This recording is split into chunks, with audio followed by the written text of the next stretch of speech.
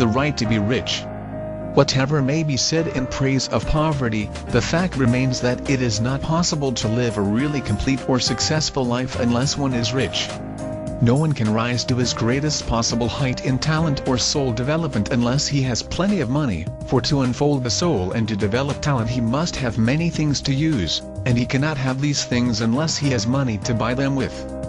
A person develops in mind, soul, and body by making use of things, and society is so organized that man must have money in order to become the possessor of things. Therefore, the basis of all advancement must be the science of getting rich. The object of all life is development, and everything living has an inalienable right to the development it is capable of attaining. A person's right to life means his right to have the free and unrestricted use of all the things which may be necessary to his mental, spiritual, and physical unfolding. Or, in other words, his right to be rich.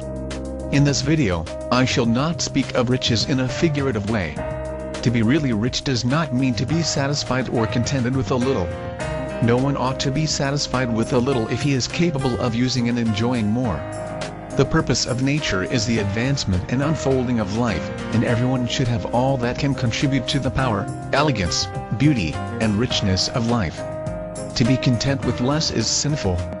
The person who owns all he wants for the living of all the life he is capable of living is rich, and no person that does not have plenty of money can have all he wants. Life has advanced so far and become so complex that even the most ordinary man or woman requires a great amount of wealth in order to live in a manner that even approaches completeness.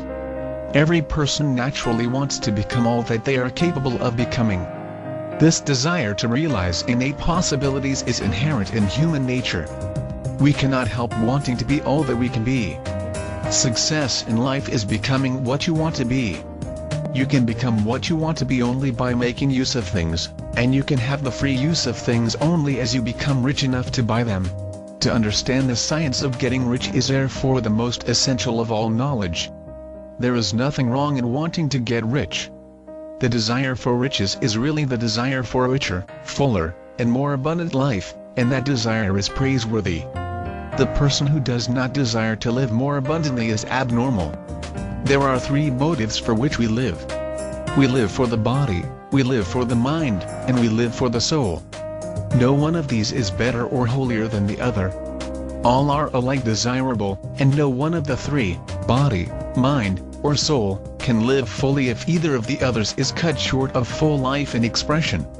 It is not right or noble to live only for the soul and deny mind or body, and it is wrong to live for the intellect and deny body or soul. We are all acquainted with the loathsome consequences of living for the body and denying both mind and soul, and we see that real life means the complete expression of all that a person can give forth through body, mind, and soul. Whatever he can say, no one can be really happy or satisfied unless his body is living fully in its every function, and unless the same is true of his mind and his soul. Wherever there is unexpressed possibility or function not performed, there is unsatisfied desire. Desire is possibility seeking expression or function seeking performance. A person cannot live fully in body without good food, comfortable clothing, and warm shelter, and without freedom from excessive toil. Rest and recreation are also necessary to his physical life. One cannot live fully in mind without books and time to study them, without opportunity for travel and observation, or without intellectual companionship. To live fully in mind, a person must have intellectual recreations, and must surround himself with all the objects of art and beauty he is capable of using and appreciating. To live fully in soul, a person must have love, and love is denied fullest expression by poverty. A person's highest happiness is found in the bestowal of benefits on those he loves.